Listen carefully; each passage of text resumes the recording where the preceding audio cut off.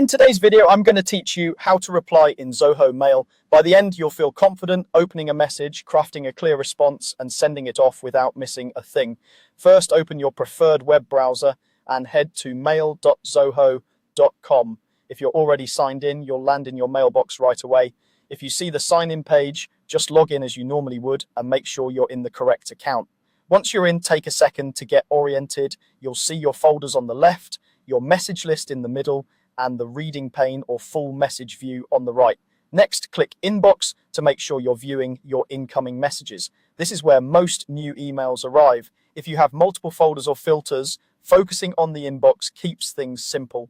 Unread messages will usually stand out visually, but you can reply to any message from here, whether it's read or unread. Now, find the email you want to respond to, then select it and click to open it. You can open it in the reading pane or full view, depending on your layout. Take a moment to scan the sender and subject so you're replying to the right thread.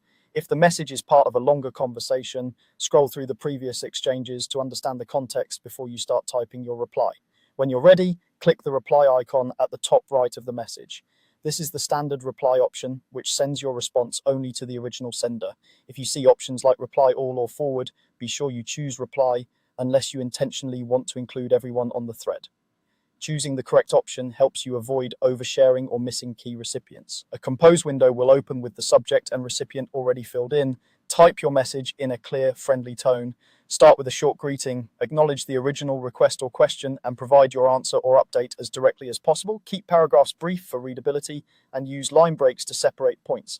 If you need to reference specific details from the original email, quote a short line so your reply is easy to follow.